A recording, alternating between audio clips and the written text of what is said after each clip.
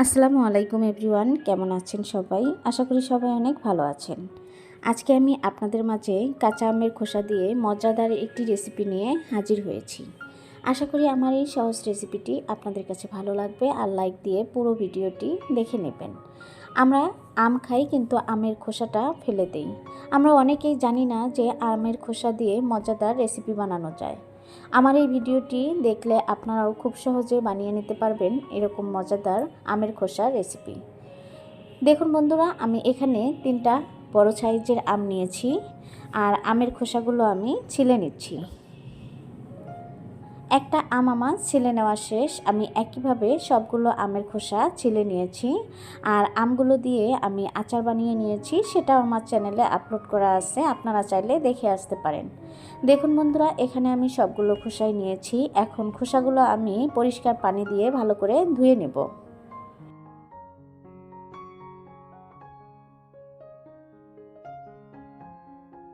পরিষ্কার পানি দিয়ে আমের খোসাগুলো ধুয়ে নিয়েছি। এখন আমি এভাবে ছোট ছোট করে কেটে নিচ্ছি। আপনারা চাইলে কিন্তু এগুলো বটি দিয়েও কেটে নিতে পারেন। আমার কাছে এভাবে কাটতে সুবিধা হয়, সেজন্য আমি এভাবে কেটে নিচ্ছি। আম দিয়ে যে মজাদার রেসিপি বানানো যায় সেটা কিন্তু আমরা সবাই কম বেশি জানি, কিন্তু আমের খোসা দিয়ে যে এরকম মজাদার রেসিপি বানানো যায় এটা কিন্তু অনেকেই জানি না। তবে যারা না জানেন তারা আমার এই ভিডিওটি দেখে নেবেন, অবশ্যই বানিয়ে নেবেন, দেখবেন আপনিও বানাতে পারবেন এরকম মজাদার আর পারফেক্ট একটি আমের খোসার রেসিপি। এটা যাকে খাওয়াবেন সেই বিশ্বাস করবে না যে আপনি আমের খোসা দিয়ে এত মজাদার রেসিপি বানিয়ে নিয়েছেন। এই যে দেখুন, আমের খোসাগুলো সবগুলো আমার কেটে নেওয়া শেষ।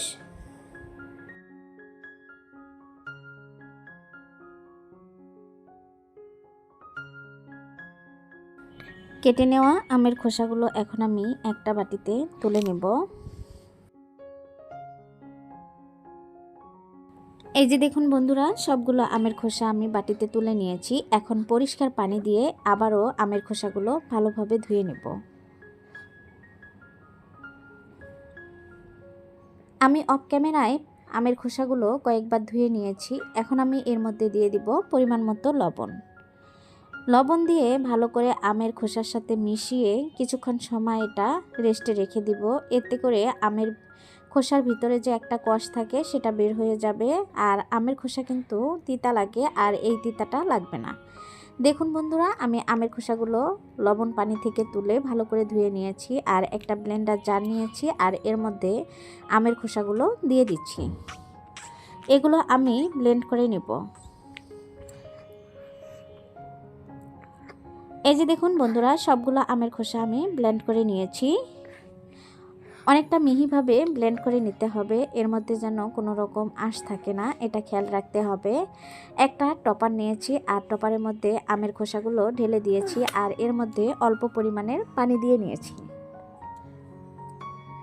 এখন আমি কিছুক্ষণ সময় অনবরত নেড়েচেড়ে চুলাটা মিডিয়াম রেখে এটা জাল করে নেব।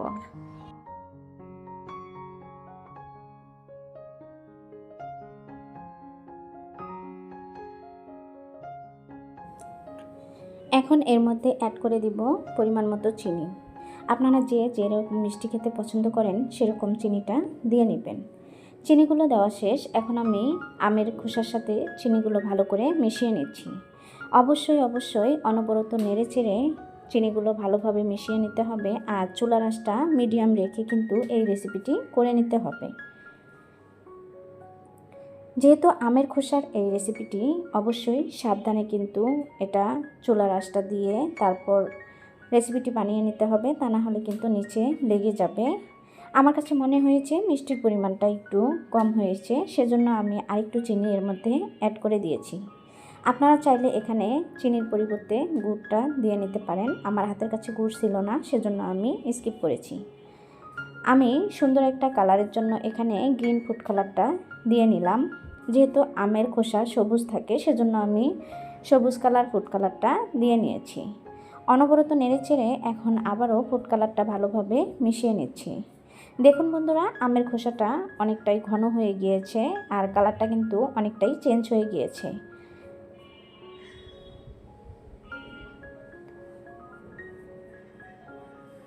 আমি এখন এর মধ্যে কিছু মশলা অ্যাড করে দিব। এখন এর মধ্যে দিয়ে দিচ্ছি ভাজা জিরা গুঁড়া আর দিয়ে দিব ভাজা ধনিয়া গুঁড়া।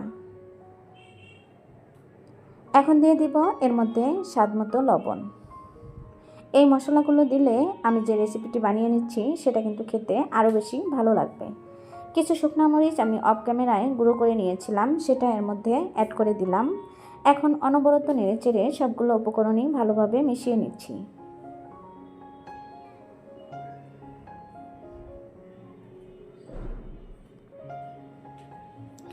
আমার এই রেসিপিটি দেখে যারা এ পর্যন্ত ভিডিওতে লাইক দিতে ভুলে গিয়েছেন, প্লিজ একটা লাইক দিয়ে দিবেন আর কমেন্টের মাধ্যমে জানিয়ে দিবেন আমার এই সহজ রেসিপিটি আপনাদের কাছে কেমন লেগেছে। ভালো লাগলে ভালোবেসে আমার চ্যানেলটি সাবস্ক্রাইব করে দিয়ে পাশে থাকা বেল আইকনটি অন করে রেখে দিবেন। আমি যে কোনো সময় ভিডিও আপলোড করার সাথে সাথে আপনাদের কাছে নোটিফিকেশন চলে যাবে, সময় সুযোগ বুঝে আমার ভিডিওটি দেখে নিতে পারবেন। দেখুন বন্ধুরা, আমি এখানে একটা স্টিলের প্লেট নিয়েছি আর প্লেটের মধ্যে সামান্য পরিমাণে তেল দিয়ে নিয়েছি আর তেলটা ব্রাশ দিয়ে ভালো করে ব্রাশ করে নিয়েছি। এখন আমি এর মধ্যে সবগুলো ঢেলে নিচ্ছি। এ পর্যন্ত যারা দেখেছেন তারা তো অবশ্যই দেখে বুঝতে পারছেন আমি কি রেসিপি বানাচ্ছি আমের খোসা দিয়ে। আমি আমের খোসা দিয়ে আমসত্ত্ব রেসিপি আজকে আপনাদের সাথে শেয়ার করছি।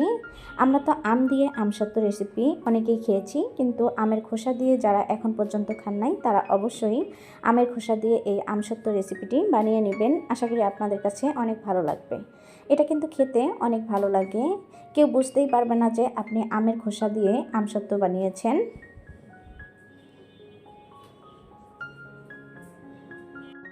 আমি অনেকটাই ভারী করে দিয়েছি, এটা শুকানোর পরে কিন্তু অনেকটাই পাতলা হয়ে যাবে।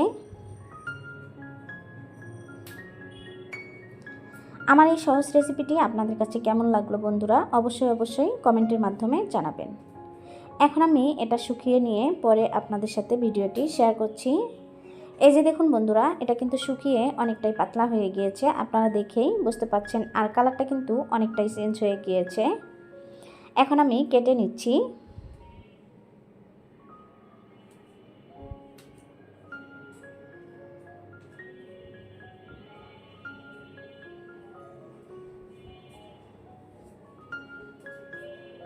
আমি ছোট ছোট কিউব করে কেটে নিচ্ছি। এই যে দেখুন, সামান্য পরিমাণ কিন্তু উঠে এসেছে আর অনেকটাই কিন্তু মজা হয়েছিল এই রেসিপিটি।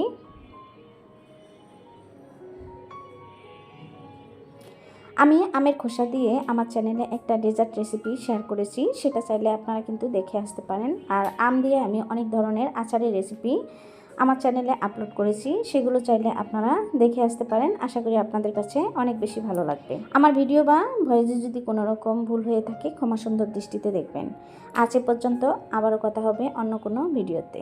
ভিডিওটি ভালো লাগলে ফ্রেন্ড এবং ফ্যামিলির সাথে শেয়ার করবেন। সবাই ভালো থাকবেন, সুস্থ থাকবেন।